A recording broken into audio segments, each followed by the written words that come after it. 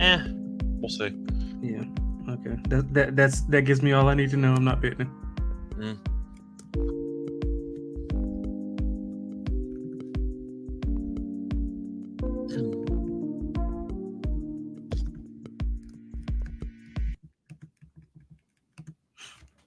The MLB Gambling Podcast on the Sports Game Podcast Network is brought to you by Untitled Fantasy. Sign the promo code MLB SGPN to claim your first-time deposit offer of a bonus catch on Untitled Fantasy promo code MLB SGPN. We're also brought to you by Rhythm. Rhythm's college football and NFL projections are now live. Claim your set in for trial today by going to sportscampus.com. Rhythm, sportscampus.com. Those are RITHMM. And welcome, everybody, to the MLB Gambling Podcast here on the Sports Game Podcast Network. It is currently Friday afternoon, roughly 5:30 p.m. Eastern Time on August 16th. I'm your host of the episode, Scott Reichel, once again joined by Lonte Smith, and together we're going to break down the Saturday card for baseball. Lonte, how's it going with you? Man, pretty good. Happy Friday to everybody. Glad to be here, man. Been a long week, so hopefully we can, start the weekend off with some winners. Hope you're doing good as well. I know the show's been doing pretty well with the home run props recently. I know that for the last episode I was on, I hit the lock and the home run prop, so hopefully we keep it rolling here in this one. Any takeaways you had from baseball over the last couple of days? Not much. I mean, I think it's been pretty much status quo. Arizona and the Padres, hottest teams in baseball. I know you had a good call on that as far as the Diamondbacks go. So not really much to dissect unless I missed something. I mean, I think it's been pretty much, business as usual. Yeah, I think one thing I'll mention quickly involves the NL Central, which is kind of a done deal. I just want to mention how much of a done deal it actually is right now, because the Brewers have quietly opened up a massive lead. They're up 9 games, and Cincinnati's randomly tied with St. Louis for second place. So the Cardinals have kind of fallen apart. Milwaukee, though, has been cruising, and they're currently 9 up. But they're the only team in the NL Central that's above 500. So we'll see if the Brewers are going to be able to push for seeding purposes, but it does seem like I don't want to say officially wrap up the division with a month and a half to go. It looks pretty good. We'll put it that way. So I'll mention that. That's one thing that kind of jumped off the page to me. Being 9 up at this point in the season is a very good sign. Besides that, Boston's kind of cooled off recently. The Baltimore and the Yankees have been better recently. And yeah, it's kind of it. So I wanted to mention that just quickly. I saw that we had a game earlier today. The Cubs did win against the Blue Jays in extra innings. They were up by a lot early. They blew it, but they came back and they ended up winning in the 10th. It's a good win for them there. But point is, though, the Cubs, in the grand scheme of things, still not very good, like 4 of the 5 teams in the NL Central. Anyway, anything else you want to add, or should we just get into the games? Nah, it's a big day if you're Paul Skeens. Big, like if you have big tickets on him for, Rookie of the Year. It's a big game for him. He got to bounce back here. I think he's down to like 170. Yeah, I think so. It's 170, 180. I mean, Jackson Merrill's been great, so I understand it. Yeah, for sure. I can't be mad at Merrill because he cashed a 675 home run prop for me, so I can't be mad. I think we did the show together when you put that up. Yeah. Sure. Yeah. So I'm a big Merrill guy. I still think Skeens going to get it, but Merrill's. I like Fitzgerald too. I like Fitzgerald on the other side. Well, yeah. I mean, he's having a month that's insane. He's basically putting up Aquino numbers, but the issue is he hasn't played enough games. Yeah, that's true. So the sample size isn't big enough for him to actually win the award. So that's one thing to keep in mind. Besides that, though, before we get into any of the actual games for the Saturday slate, I want to remember once again that we do have some other shows with the network, and the featured shows for the week. You end up having the Sports Game Podcast, which did launch their 32 NFL team preview series for the upcoming season, and they're giving out a $500 circa future for listeners. Plus, the EPL returned today, as Man U ended up beating Fulham 1-0. Make sure you check out the Soccer Gambling Podcast and the Premier League Gambling Podcast for your footy fix. A lot of games coming up tomorrow. Plus, a reminder, subscribe where you get your podcast and download the SGPN app. So we're going to get into the actual card here for Saturday. First game on the card is a matchup between the Mariners and the Pirates. For this one, you have a matchup which should be interesting between Castillo and Falter. And the money line price is currently minus 165 for the Mariners, plus 140 for the Pirates. The over-under is around 8. Pittsburgh has really not been playing great baseball recently by any means, and Seattle's been not great either. I believe they gave up a 2-run bomb to Javi Baez yesterday to lose the game. So Seattle's been kind of falling back down to earth, and Pittsburgh's now 8 under. Seattle's in better form, but I still don't trust the offense. I think 8 feels a bit high to me. I'm going to lean under here. I want to lean to Seattle, but I really can't trust this team. So I guess I'm going to lean to the under and call it a day. You have anything on this one? Yeah, I lean under as well.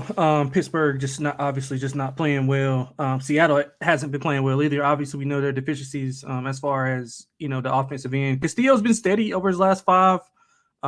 He's faced some tough offenses in that span, but just hard to trust, man. I mean, I think it's hard to trust either side. The thing that I would lean with is Seattle really struggles against lefties around 206. But again, how well can Pittsburgh's offense get?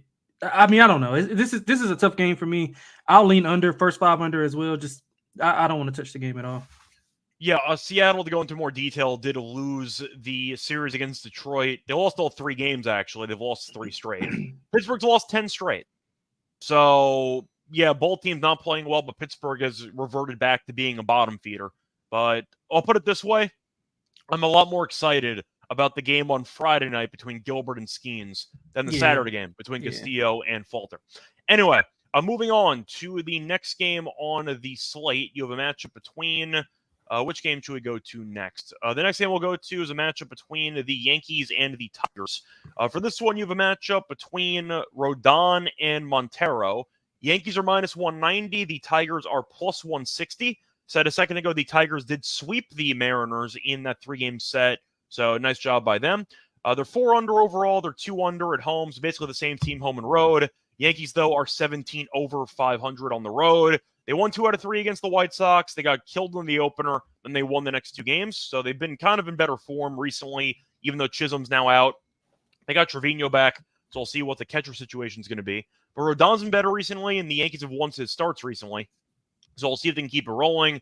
For his last couple starts, he has given up less than 3 earned in 4 of his last 5. So he has kind of picked it up recently, and the Yankees have won each of his last 4 starts by at least 5 runs. As for Montero, he had 1 randomly good start a couple starts ago, and that's basically it. He has not been very good so far this season. For the over-under, by the way, in this game, you have the total set at 8.5. So the Tigers have played better baseball recently. The Yankees, with Soto hitting a home run all the time now, and with Judge getting the milestone that he had against the White Sox in his last game. The Yankees obviously are better. The question is, do you want to take the run line, or do you want to back the Yankees? Because we saw Montero give up 1 run against Seattle. He has given up 4+ runs in 4 of his last 5 starts. Mm-hmm. So not exactly a great option in the actual rotation. It's actually 5 of the last 6. He's given up at least 4 runs. I'm going to go Yankees minus 1.5. They've been scoring a bunch of runs for Rodon. They've covered the run line in the last 5 starts. Give me the Yankees minus 1.5. Yeah, I like that as well. I like the over. The Yankees, they swept Detroit back in May. 2 of those 3 were about 2+ runs, so that's a feather in the cap for that. Detroit, man, they have been pretty good. 7-3 the last 10, but if you dig a little bit deeper, a lot of the damage was done versus Seattle. And I don't think Seattle's basically. So I don't think Seattle's the caliber team as the Yankees, and Detroit doesn't hit lefties that well. I need the Yankee bullpen to get a little bit better. I mean, the last 10 ERA is above 6, but Rodon's done. I mean, it probably can be debated. He's been the best pitcher in the rotation. 2.54 ERA in his last 5, 7+ Ks in 4 of his last 5 as well. Had some walk issues. I'm kind of worried about that. He had 5 walks in his last start, so I want him to tone that down a little bit. I think he will. Detroit's a little aggressive at the plate, so I would look at a kind of a strikeout prop for Rodon as well. But I like the Yankees team total and the run line. Yeah, I think strikeouts could be worth something for Rodon as well. Since the Tigers are pretty aggressive at the plate. So keep that in mind if you want some Rodon strikeouts. That could be a good angle for you. Moving on, though, to the next game. We have the matchup between 2 teams that actually finished their game today already. As we saw the Cubs get the job done against the Blue Jays and Extras. They're playing again on Friday at around 2:20. For this one, you have Steele taking on Bassett. The Cubs are minus 175. The Blue Jays are around plus 145. For the over-under in this game, you have 8.5. Now, Steele has been good recently. Which is good to see because his record is still not great. Not his fault. His ERA is in the low 3s, and he's 3-5. So no run support at all. Bassett, though, has not been very good this season. He's currently 9-11 with a 4.3 ERA. He's been in shambles recently. He's given up at least 5 runs in 2 of the last 3 starts, at least 5 runs in 3 of the last 5 starts, and the Blue Jays have lost 4 of his last 5 starts. So he has hit a massive wall. His ERA in July was 7.01, and his ERA in August so far is 7.36. I would lean to the Cubs, but I don't like this price at all. I still don't think the Cubs are that good, and I don't trust the bullpen. So I'll lean to the Cubs' first 5 minus half a run, but I can't take the Cubs 175 with this bullpen. I can't do it. So I'll lean to the Cubs' first 5 on the run line. Full game, though, it's Toronto or pass. Yeah, I'm leaning towards Chicago for the full game as well. I mean, well, I know you like the first 5. I like the first 5, but I'm leaning towards Chicago. I mean, Toronto is. I just hate this bullpen. I just can't trust this bullpen. Yeah, I can agree there. I think their struggles against lefties will be, on full display. It Steele's been up and down, but he's been better at home. Bassett, obviously, you just rattled off the numbers. 7 home runs in his last 5 games. Hasn't gotten out of the 5th inning in 3 of those 5 starts. I just can't trust him. I know Chicago's offense has been up and down, but at home with Steele on the mound, I think he'll be able to get home. So I like the Cubs more in the first 5, but if I had to play it, I would play the Cubs. It would be Cubs or nothing for me. Yeah, I think we're on the same page there. For the total, I'm kind of on the fence here because Toronto, I'm not sure if they're going to do much. The Cubs should. Maybe I'll lean over. Hope Steele goes like 6 innings, and then you get to tee off against the bullpen for a couple. But I think I'll lean over. Not really going to bet this, but I prefer the Cubs' first 5. Yeah, that's fair. Yep. Moving on, though, to the next game. You have the Diamondbacks taking on the Rays. I mentioned before, Diamondbacks have been in great form, one of the hottest teams in the league. I think they are actually the hottest team in the league since the All-Star break. Tampa sold off all their players, and they're kind of hovering. Not really relevant, but they've not been awful. Anyway, the Diamondbacks are about minus 112. The Rays are about minus 104. Over-under is 7.5. Now, for Arizona, I see rumors Gallen's pitching. It has not been confirmed yet, and I see that Springs is pitching for Tampa. I'm not going to spend too much time on it. I know Gallen's on the road, but if it's actually minus 112, how do I not take Gallen with this offense behind him at minus 112? Now, he was removed from the start on Saturday with the cramps. So once again, we'll see if he's available to play in this one or to pitch. So far, it does not seem like he's really concerned about it, and it seems like the manager is not that concerned about it either. So I'm assuming that Gallen's going to pitch. He's been good lately. He's given up less than 2 runs in 2 of his last 3 starts. And the Diamondbacks have won a bunch of his starts in a row, actually. Arizona has won 5 straight starts that he's had. Spring's not been great either, but Arizona can hit. Tampa can't. Good enough for me. I'll lean to the Diamondbacks minus 112. Yeah, I thought that was way short. I'm with Trey, too. I think today is way short as well. I mean, Diamondbacks, we said at the top, Diamondbacks, Padres, hottest 2 teams in the majors. I mean, they're 5 over on the road, Arizona, that is. 9-1 last 10. You mentioned almost hitting around 300, 10 hits and 7.7 runs per 9. I mean, I don't get the price. I mean, especially if it is Gallen. I mean, I just don't get it. Arizona crushes lefties as well, hitting around 280, 6.7 runs per 9. I mean, Tampa, they are what they are. I thought they were playing well outside of the, as soon as the All-Star break kind of came back, but then everybody kind of caught on. They traded everyone. Yeah. They don't have any weapons. Right, so. And they've been struggling. So 3-7 last 10. They're hitting under 200 in that span. I just can't trust them. Can't trust them at all. So I think Arizona's smash spot. If you want to take the run line as well, I'd love that. Yeah, I do want to give you a trivia question, though. We said before that Arizona and San Diego are the 2 hottest teams in the league post-All-Star break. Yes, sir. Do you know how many games behind the Dodgers they are for first place? Let's say they're both tied. That's why I'm asking. They're both tied. Oh, they are?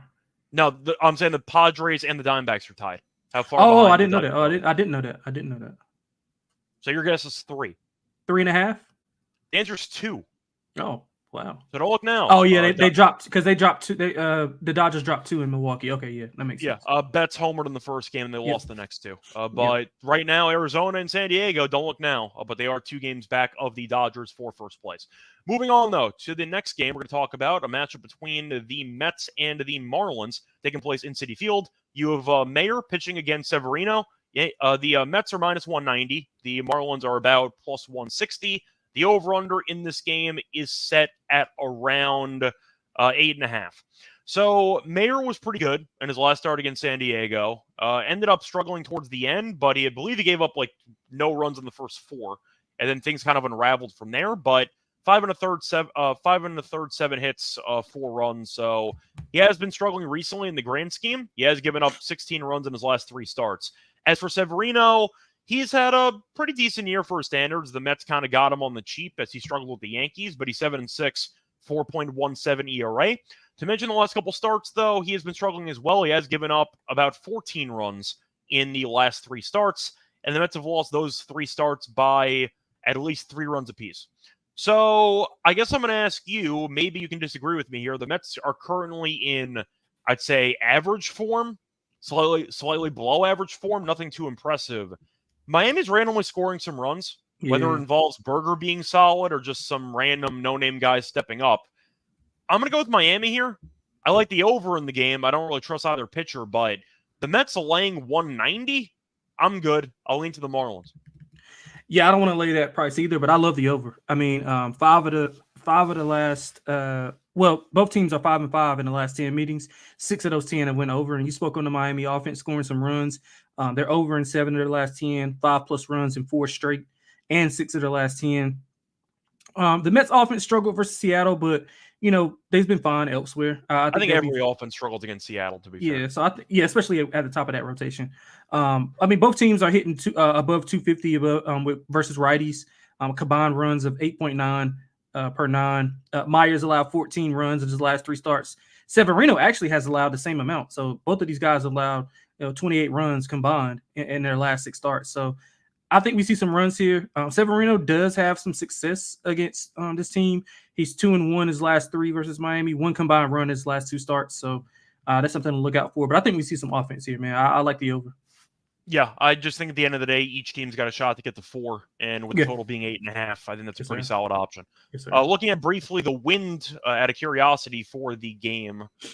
Looking at the wind quickly, the Mets game. Where are the wind at? By the way, the wind's supposed to blow out in Wrigley, if you were wondering. It's kind of all over the place, but mostly out. Wind's blowing heavily out to left field tomorrow in Citi Field. So that could result in some righties mashing in that game. Besides that, though, before we get into any of the other games on the card, do remember once again that we brought to you by Fantasy, because if you go 8-0, then you can win 325 times your entry, which is a pretty good deal. Plus, you can play fantasy football the right way with Best Ball. Best Ball Mania is now live with $15 million in prizes. They also just launched their season-long college football projections, higher or lower on your favorite college football players. You can now use Special Team Boost, Golf Flex entries. I'll probably end up using we'll go Caitlin Clark assist tonight. Higher, 9.5 in the WNBA game. If you want to go for something with your entry, sign the promo code MLBSGPN to claim your special pick and first time deposit offer. Offers bonus cash on Fantasy, promo code MLBSGPN. Welcome back, everyone, to the MLB Gambling Podcast. Just finished going through the first couple games for the Saturday card. Time to keep it rolling. Just finished going through the Mets game. Time to move on into the NL East again. But a matchup between the Nationals and the Phillies. For this one, you have Gore pitching against the Phillies, as Sanchez going for Philadelphia. Minus 210 for the Phils. You have plus 175 for the Nationals. Over-under in this game is about 8.5 or 9. Phillies starting to wake up again offensively, and the Nationals are kind of cooling off offensively. Gore has been horrible for the last month and change, and the Phillies are number 1 in the league in OPS against lefties. Give me Sanchez at home minus 1.5. You? Yeah, I like that as well. I wouldn't be surprised if we see a high-scoring game here. I think more than likely both teams do kind of hit lefties well. You mentioned the success that Phillies had. Phillies woken up. They're actually 6-1 head-to-head this year. Both teams are over in 7 of the last 10. Philadelphia, 22 runs in the last 2 games. They were slumping a little bit versus Arizona. But, I mean, Gore had a good start his last outing, but, man, he struggled prior to that. 6.7 ERA in his last 5. 15... Well, Good's a stretch, by the way, because he had no earned runs, but he gave up 5 runs. Yeah, that's fair. Yeah, that's fair. I guess if you're looking at a spreadsheet, it looks better. Yeah, that's fair. But, yeah, so I think Sanchez, he struggled lately as well, man. His ERA is above 6, so I think both of these pitchers can be had. He's got a high hit rate. So I think both teams score some runs. I like the over. I think both teams can get 5+ runs here. Yeah, so if you want to actually dive into Gore's last 9 starts, he has a 6.98 ERA, but that's once again not including the 5 runs he allowed last start against the Angels in a game where he actually walked 6 guys. Yeah. So he's given up 37 runs in 40 innings over his last 9 starts. So I think Philly might just mash the entire weekend. And they have Corbin tonight. Yeah. They have Corbin tonight. They have Gore tomorrow. It's a pretty decent spot. They killed, I think it was Parker on Thursday. Pretty weird having 3 lefties in a row for a rotation. You don't see that often, but Philly's not going to complain about it. Give me the Phillies in this one. Minus 1.5. I do agree about the over, though. Sanchez could struggle, but I do think that Philly's going to score a bunch. So I'll lean to Philly minus 1.5 and the over in that game as well.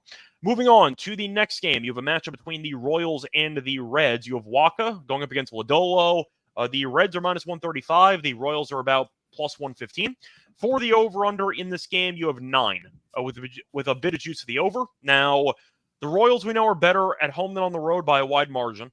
The Reds are playing better baseball. They're 1 under. They have won 4 straight, so we'll see if they can keep it rolling here. Lodolo's 9-4, 3.9 on ERA. Since coming back from the IL, he's been fine. Bit of damage here or there. Kind of a pretty consistent 5+ innings, 3 runs kind of guy. That's kind of what you're expecting. So we'll see if he can potentially pitch better in this one. As for Waka, he had a very good stretch about a month or 2 ago, and recently he's been back to his old self again. Last 3 starts, he's gone a total of 20 innings, 6 runs allowed. So he's been consistent. He's been good. But based on the current price, I really don't want to lay 135 or so with the Reds. I know they're playing better, but the Royals I do think are the better team. I'm going to lean Kansas City here. I think plus 115 is a good price. Yeah, I like Kansas City here. Also, I like the over. I think it's a constant theme for the past few games. But yeah, Kansas City's over in 8 of 10. They've been inconsistent over the last 10 as far as just kind of up and down and not being as on par as we're used to seeing them. But Cincinnati, man, they had a good series. They're on a 4-game winning streak. Both teams are hitting above 250 in their last 10. Kansas City hits lefties really well. Both of these pitchers have been okay, like you mentioned. I mean, they've had walk issues, so that's something that I like to see for getting guys on base and for the over. By the way, do they hit lefties well? Because Trevor's saying the opposite. What, 260 or 250? I have that. Kansas City. That's over the last what? That's the entire season or this past month? No, it should be over the whole season, and maybe I filtered it wrong. But yeah, I'll double check my work on that. Yeah, but yeah, I'll double check my work on that. But yeah, I think both pitchers have been, okay, and I think the walk issues will be a cause for concern. But we get guys on base, we get guys across, so I like the over. Yeah, I wanted to quickly pull up the numbers. Yeah, check that for me. Yeah, check that for me. Lefties. Kansas City this season is 22nd in OPS against lefties. So, what are they? What is the average? The batting average. The average is 11th. They're at 254. Oh, okay, yeah. So it's mostly issues of actually generating home runs and power, but the average is fine. Yeah. Either way, though, before we get into the next game, do want to ask you if there's any player props or anything else you like for the game. Not really. I think this will be an evenly matched series, to be honest. So it's one of those series where I would rather be on the dog than any other thing. So yeah. Thought about strikeouts maybe, but Kansas City actually has the fewest strikeouts against the lefties in the entire league. Yeah. So maybe a Lodolo under strikeouts is actually worth a look. Dead last in the league in strikeouts against lefties. They might not hit lefties, but at least they make contact. So maybe a Lodolo under strikeouts angle is worth something. Moving on to the next game, you have a matchup between 2 AL East teams, the Red Sox against the Orioles. For this one, you have Bayo pitching against Povich. I thought Povich got demoted. I guess he's back up. For this one, though, the Red Sox are around plus 108. You see the Orioles at about minus 126. I see Suarez pitching, though, in one spot. So yeah, I saw Suarez. I saw Suarez as well. ESPN has Povich, so it's going to be one of the two. But for the over-under, you have the line being set at about 9. If it's Povich, I'm fading them. If it's Suarez, I'm probably backing Baltimore. Bayo has been better recently, but I still don't trust them. Do want to ask you, though, Baltimore's starting to pick it up again. Gunnar Henderson homered, I think, in back-to-back games. Seems like he's back on track. Yeah. This line feels cheap with Baltimore. Red Sox are kind of slumping right now. I'll lean to Baltimore. Yeah, man, and like Trev said, like I like the over here as well, man. I mean, no matter who's no matter who's pitching, Baltimore 6-1 head-to-head this year. I think the 5 of those have been by 4+ runs, so they're winning with margin.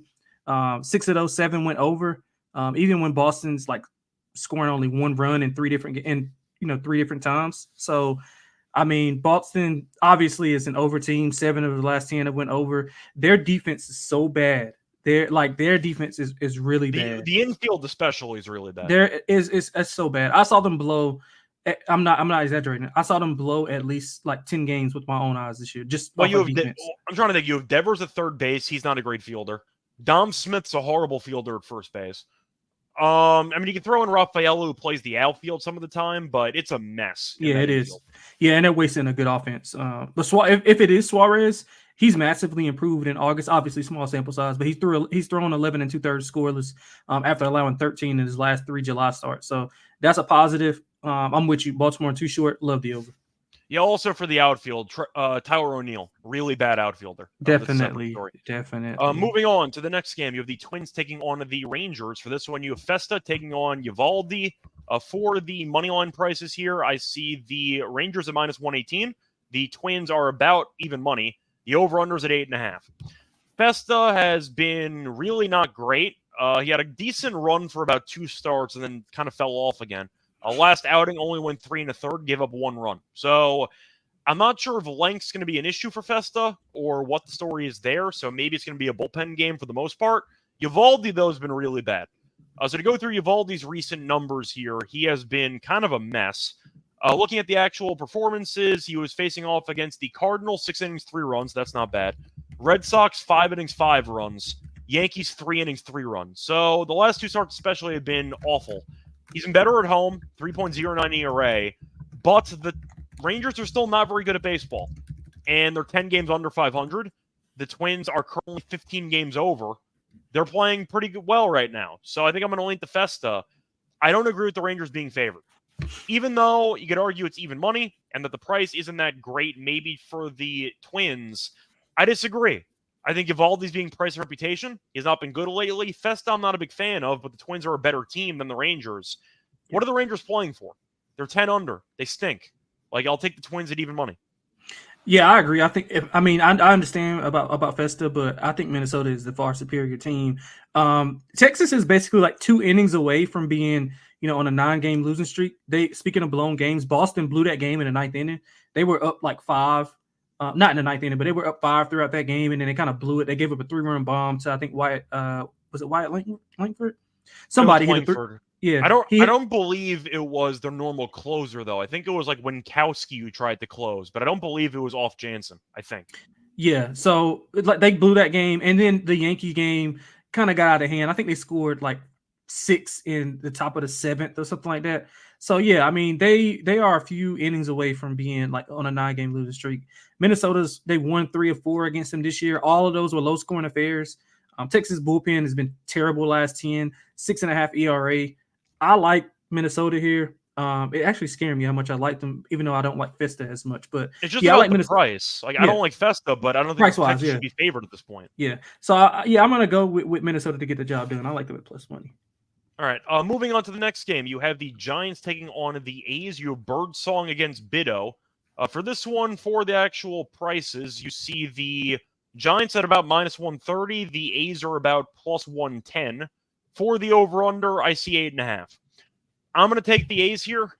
Birdsong was good for about a month, and since then, it has not been good for him. So Birdsong, his last couple outings, 4 1/3, 5 runs against the Tigers, 2 innings, 7 runs against the Nationals, 5 innings, no runs against the Rockies. So last 2 starts, he's been a mess, and Bido's been fine recently. So I actually like what I've seen from Bido. And I think that he is arguably the better pitcher in this matchup. Plus, Oakland is 18 games under in general. They're 1 under at home. So they're basically this year's Rockies. And the Giants are right now at 500. And they're 9 games under on the road. So I know the Giants have played better. Did lose 3 out of 4 against the Braves. But Logan Webb pitched again. He was incredible yesterday. Birdsong's been bad, though. Oakland's decent at home. Give me the A's money line at plus money. Man, I love the A's here. They split a 2-game set in late July. During this, they've been on a 6-game road trip. Oakland's 4-2 in that span. They won in a variety of ways. They've won low scoring, they've won high scoring, they've came back. We saw them come back against the Mets. I think the Mets put up a 5 spot or 4 or 5 spot in the 3rd or 4th inning, and they came back and rallied to win. I think 7-6. So during that stretch, they're hitting around 280, averaging 5.8 runs per 9 versus righties. So, you mentioned Birdsong, obviously, you rattled off the numbers. He's had some walk issues as well. Bido's actually been pretty good. 2 earned runs in his last 2 starts combined versus Toronto and the Dodgers. I thought that's pretty impressive. Oakland's feisty, man. Oakland's feisty. I wish it was getting a bigger price, but yeah, I love Oakland as a home dog here. Yep. Moving on to the next game, you have the White Sox taking on the Astros. For this one, you have Flexen going up against Brown. The Astros are, damn, man, they're -375. Chicago is plus 295 for the over-under in this one. The total set at about 8 or 8.5. Shout out to Houston, by the way. They're currently 2 up in the division, which is important for us. So hopefully they hold on to win the division. White Sox, though, we saw win the opener against the Yankees, and they got buried in 2 games. For the Astros, they've been cooking. So Hunter Brown's been good recently. Flexen had an okay out against the Cubs. Walked a bunch of guys, but he got out of trouble. But he's still a horrible pitcher. 2-11, he walks a bunch of guys, and he gives up a lot of contact. So give me Houston. The issue is trying to find value here. Yeah. I think they killed this team. I think Houston might win every game in the series by multiple runs, potentially like 3+ runs. It's a home team, but I think they win this game by like 4+. So I guess Houston minus 2.5. You got anything? Nothing. We can move on. You pretty much just hit on everything. I mean, it's no, unless you're taking a dog, like, or if you're a dog bidder and you think it's value there, I mean, you can't get any value. And I can't even take Houston. The first 5 minus 1.5 because I want the bullpen involved. Yeah, so it's really no way to bet. You might as well just skip this game. Yeah, I think Houston kills them. Yeah. Moving on to the next game, you have a matchup between the Guardians and the Brewers. For this one, you have a matchup between Peralta and Bybee. For this one, the Brewers are minus 115, the Guardians are minus 105, and the over-under is around 7.5. I'm not taking Peralta. I don't trust the guy. Bybee, I think, is pretty good. Peralta has his moments, but he's been worse at home all year long. Milwaukee did take 2 out of 3 at home against the Dodgers. Good for them. But Peralta has a 4.54 ERA at home, and he's given up 4 runs in back-to-back starts. The Brewers have also lost 3 of his last 4 starts by 3+ runs. Cleveland's played better recently. Milwaukee has 2, but I don't trust Peralta enough. I'll lean to the Guardians. Maybe you could find an even money price available, but I don't really have much in this game. It's a tough call. Give me the coin flip at around even money. Yeah, tough call for me as well. Milwaukee, they had a big series against the Dodgers, especially the latter 2 games. They're crushing righties, though, over the last 10, 271, 7.7 runs per 9. So I'm kind of leaning over, but Cleveland's been struggling. I mean, they're under 225 the last 10, but they've won 5 in a row. So, I mean, I guess they're just like small balling it up. Bybee's been solid over his last 5, 4-1, 2.45 ERA, but you mentioned Peralta, man, can't do it. Multiple home runs allowed in 3 of his last 4 starts. If Cleveland can kind of get things going, especially at the top of the lineup, I think they can be dangerous here. We need Milwaukee to have a big series here, though. We need them to have a big series. So for the Twins, yeah. Yeah, for the Twins. So I'm rooting for Milwaukee, but if I had to bet it, I would bet Cleveland. All right, moving on to the next game. You have the Dodgers taking on the Cardinals. For this one, for the pitching matchup, you have Glasnow against Palante. Dodgers are minus 185. The Cardinals are plus 155. For the over-under in this game, you have 8 or 8.5. Now, the Dodgers have been really bad on the road since the All-Star break, and they're kind of falling apart. Now, Betts came back, so that's going to help them out long-term. Cardinals, though, falling apart too. They're below 500. They might fall into 3rd place. So we'll see what happens on Friday because the Cardinals might not be a 2nd-place team anymore. Glasnow, since the All-Star break, has been fine. Like, he hasn't been great by any means, but he could be worse.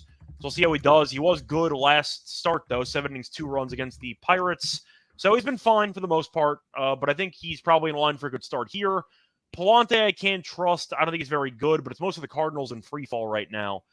I'll lean Dodgers minus 1.5. You? Yeah, I love the Dodgers in the series. I like them in this game as well. I think they're, like, to me, St. Louis is, I mean, I don't know what's going on with them. They make the move to get Fetty, and he's been, like, kind of bad. They got wrecked by Cincinnati. I mean, they couldn't do anything offensively against Cincinnati, and their pitching was horrible. I mean, they were at the top of their rotation, and Cincinnati just raked against them. And they went Gibson, Fetty, and Gray. They literally got bombed away. Palante's lost 5 straight starts. The Dodgers versus righties last 10, 263, 7 hits since 5.7 runs per 9. I think they mash here. If you want to look at something like, not a derivative, but a player prop, look at Glasnow strikeouts to go under. Since he's came back, I know he took a few weeks off. His strikeout numbers have been down, so he's not having a lot of swing and miss stuff. St. Louis could maybe hit the ball a little bit better at home, but I think Glasnow's strikeouts going under is a little bit of value. Probably can get some plus money on that. Yeah, I don't mind the walk props for Palante. He has been walking guys lately. You mentioned that they've lost a bunch of starts in a row for him. He's actually given up no home runs in his last 4 starts. So Who's I'm that? staying away from home runs. That's Palante. He Oh gets yeah, killed yeah, yeah, by yeah, yeah. a bunch of paper cuts. It's not really any long home runs. He Yeah, just yeah. gets he lets a lot of guys get on base. So keep an eye out for walks for Palante in that one. Moving on to the next game, you have the Padres taking on the Rockies. It is officially Dylan Cease night in Coors Field. You have the Padres at -205, the Rockies at +170. You have Cease against Freeland. For the over-under in this game, you have 10.5 or 11. I think I have to lean under. I'm going to keep it simple. I think Cease has been very good recently. I know he struggled against Miami. The infield didn't help him. A couple errors there, but still. He's been great for the last month or two. Freeland's been good at home, but it's mostly just looking at this total being too high for me. 11? With Cease, that feels way too high to me. Mm-hmm. I'll go with the under. You? Yeah, I'll lean that way as well. Freeland's been pretty good, man. 4-1. His last 5, he's won 3 in a row. Not Colorado? great recently, though, based on the earned runs. The last 2 starts, 8 1/3, 6 runs. So yeah, and then he's not been going a lot of length. long. I think, no. Yeah, 7 combined innings pitched in his last 2, if I'm not mistaken. Yeah, but Colorado's actually had a good feel for this San Diego team. They're 5-2 in the last 7 head-to-head. They're hitting 260 in their last 10, almost 5 runs per 9. They can't get to see a ton, but I think they can make it uncomfortable. I'm going to take the home dog here. I'm going to take Colorado. You can actually get plus money on that run line at +1.5. So I'll take that as well. I think Colorado is a live dog at home tomorrow night. Any thoughts on the total? Yeah, I would lean under. I think if Freeland can go good, I mean, San Diego's offense has just been dynamite, but in those few games that they've played, it's kind of been up and down, like pick your poison. So I would probably lean under, maybe a first 5 under, if that's your liking. What do you think about that? I don't mind it. I mean, Freeland has had some health issues recently, so I'm not sure if he's actually going to pitch in this game, which I have to mention. According to some reports, he is battling a little bit of what the hell is he battling? He says he's day-to-day on ESPN, but why is he day-to-day? Yeah. Let me just check this. Yeah, all bets are off if he doesn't go, though. He might not be 100%, so we'll see what happens. But according to RotoWire, he has a blister on his pinky finger. So we'll see how he looks in this one. Either way, though, moving on to the last game on the card, you have the Braves taking on the Angels. We saw the Angels play against the Blue Jays over the last couple of days. That was not great by them. Not terrible, but whatever. As for the Braves, they won 3-4 against the Giants. Big series for them, so a nice job. Sales pitching, though, after having a phenomenal pitcher's duel against Snell earlier this week. Canning's pitching, though, for the Angels. You have the Braves at -215. You have the Angels at +180. For the over-under, you have it set at around 8. Yeah, give the Braves -1.5. I don't trust this team. I hate this team, but Sale's been great, and Canning I still don't trust. So I am going to go with the Braves in this one. You? Yeah, I can't touch the Braves, man. I made an oath our last show. I think I can't bet the Braves. And as soon as I say that, they go on a crazy streak. They had that good, series in Toronto. I mean, not Toronto, in San Francisco. But yeah, I can't do it. I would lean that way. Obviously, you got to take Sale strikeouts. I mean, it's one of the best bets on the board. Sale strikeouts over. As long as it's not 10.5, go over. Yeah, I don't mind that too. I think that he's going to pitch well. So look for maybe Braves first 5 -0.5 if you want to take that approach. But that's fair. That's fair. Even the bullpen's been fine for Atlanta though recently. So we'll see what happens. But I am going to go with the Braves in that one. That's going to wrap it up though for all the games on the Saturday card. Time for the Lock and Dog picks. But for that one, remind me once again, they're brought to you by Rhythm because football season's here. You have college football and NFL models, which are now live on Rhythm. You can either make your own model or let Rhythm do it for you. And a reminder, they do have a lot of great options for you for either building your own custom model or for actual picks with their MIT data scientists coming up with projections. Plus, they have you covered for NFL Week 1 and College Football Week 0. You can also claim your Sunday free trial today by going to sportscampus.com, rhythmsportscampus.com. There's RETHMM. We're also brought to you by Circuit Survivor and Circuit Millions. Circuit Sports is back with Circuit Survivor and Circuit Millions. Give away $16 million of guaranteed prizes. And you also can go to Vegas for football season. They have a great upcoming fun weekend, which is Ultimate Contest Weekend, which is going to be between August 22nd and the 24th. You can hang out with Ryan and Sean and other SGPN guys while you are in town. Plus, there's a promo code to save you money in your hotel room. Use promo code SGP15. Save 15% of your hotel room for sign-up weekend. A reminder, if you are going to be doing the contest, either Survival or the actual Circa Millions, a reminder that you have to sign up in person at Circa Sports between now and December 7th, and you also can use a proxy, play from anywhere, and we have a deal with a proxy. If you go to proxythefootballcontest.com, we can save $50 promo code SGP. Welcome back, everyone, to the MLB Gambling Podcast. Just finished going through the entire card for Saturday. Time for the Lock and Dog picks. Lonte, why don't you go first? What are your Lock and Dog picks for the show? Yeah, so I'm going to go with Arizona, man. I think that's the biggest discrepancy we have on the board, especially if Gallen is slated to go. But even if he's not, as long as it stays around this number, I think this is perfectly fine. They're 5 over on the road. They're one of the hottest teams in baseball, 9-1 in their last 10. They're hitting the cover off the ball. They crushed lefties, 280, around 280, 5.7 runs per 9. Don't like what I've seen from Tampa, even if it is at home. I like Arizona, man. If you want to take the team total over the run line, any which way but loose, I love Arizona in this series and especially in this game. So give me Arizona. It should be like minus 112 right now. So you go ahead and lock that in at 112 for my lock. For the dog, man, I'm going with the team that I've been backing pretty much all second half. I think I got a bet on them that I gave out on our second half preview show to go over their win total, man. Oakland at home against San Francisco. San Francisco coming off of a tough series. Oakland's returning home. They're playing well. I think Birdsong is atrocious, especially as of late. Bido's fine. Oakland, I think they'll get it going offensively. So give me the plus money at home with Oakland. Yeah, I'm a bit annoyed because you took both my picks. Damn, my bad. So, yeah, it's unfortunate. That's exactly what I was going to do. Yeah, my bad. I got two more though. I got two more though, bro. If you got something you want to expand on, I can just go ahead and I can pick two more. I mean, I still, once again, I might just branch out a little bit. I'm going to probably overlap on one of them. I think Oakland will be my dog. I just don't trust Birdsong enough, and Oakland's good at home. I'll go with a different lock on the slim chance that Gallen doesn't pitch. So if I was going to switch it up at all, I think I probably would end up going with the over in that Phillies and Nationals game. Damn, I just see a bunch of runs that entire series, and you're looking at Suarez, who's been very good at home. I'm aware of it, but he has not been great lately. He's allowed 6+ runs in 2 of his last 3. The wind is blowing out to left field at about 7 miles per hour, and both starters are lefties in this game. So you might see a lot of home runs potentially. Gore, I mentioned before, his numbers have been horrible. Pretty much for the last 2 months.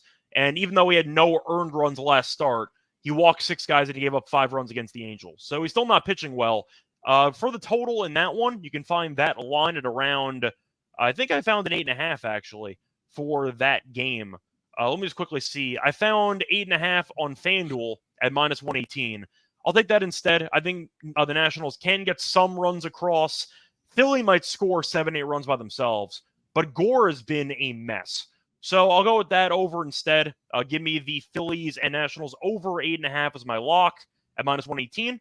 For my dog, I am going to double down with you. I am going to go with the A's money line at plus 115. Bido's been good. Birdsong's been bad. The A's are good at home, and the Giants are still not very good on the road. We know the Giants are also a very streaky team. When they have a lot of good runs, they immediately slump. I can see that happening again. So give me the A's money line with you at plus 115 as my dog. Now it's time for the home run picks. If we have the same pick, we're gonna have a problem. So be careful. I'll give out another dog. So the Dodgers run line. I think I like that. So if you want to just have another, if everybody wants another pick, I know that everybody's used to getting 4 different ones. So the Dodgers minus 1.5. That's plus money. Is it plus money? I see about minus 105. Oh, is it? Oh, I thought I saw plus 105. I see minus 105 and bet 365. We'll scratch that and let's go with Kansas City on the road. They should be like plus 114.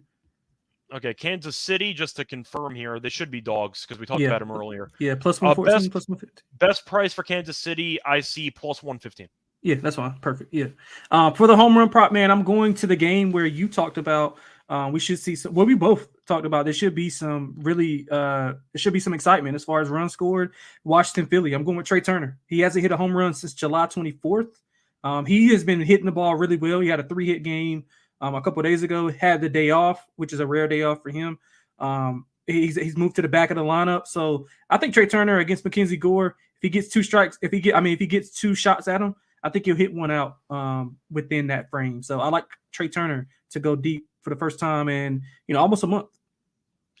All right, so I actually got to think about this because I mentioned there's going to be a lot of runs. Gore does not give up a ton of home runs. He either has a couple games with multiple home runs or 0, and the issue is he just walks a bunch of guys. So it's kind of the concern that I have here. I thought about fading Montero. Like, I got to figure out which pitcher I think is going to get shelled. Bassett makes sense if I want to go with him, but Montero's given up so many damn home runs. I mean, Montero's given up, to go through the last couple of starts for him, he's given up a total of he's given up 8 home runs in his last 6 starts. 8 home runs in 6 starts, so I think the Yankees can definitely get to him. The question is, Judge is obviously going to be too cheap, so I can't take him. Soto, I don't want to take either. So who am I going with here? Let me just see his splits against lefties and righties, and we'll go with something. But for his lefty-righty split, he's been actually worse against righties, which makes it interesting. For this one, you know what? Give me Giancarlo Stanton. Let's do Oh my God. Give me Stanton. God. So I know he's not been great recently. Everyone's talking about Judge and Soto. I think it's a good spot for him. And I think historically he's actually been decent in Detroit. So give me Stan. I want to fade Montero in some capacity. Gives up a ton of home runs. And I think Stan might be in line. At some point, you're going to pitch around Soto and Judge. And Stan's going to be sitting there with a bunch of meatballs down the middle. So give me Stan. I'm mostly fading Montero. I like that angle quite a bit. What's your home run play? You said it was Trey Turner. Yeah, Trey Turner. Trey Turner, yep. Okay. Cool. That's going to wrap it up, though, for this episode. Until next time, you can find me on Twitter at Reichel Radio. You can find him on Twitter at XXLonteXX. Back once again for the Monday card, Lonte and I, so check us out on Sunday. Till next time, you can find me on the WNBA show. Did an episode with Terrell already for one of the Friday games, and we also did an episode today for the Saturday games, and I'm going to do a tennis episode later tonight. So either way, until next time, good luck to all of you and all of your bets. Bye, everyone.